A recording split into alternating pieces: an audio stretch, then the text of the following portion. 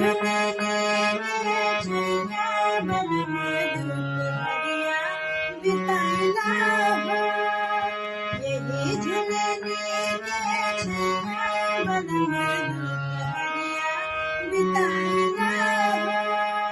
आवा बिताइला दुख हरिया बिताइला, आवा बिताइला दुख हरिया बिताइला।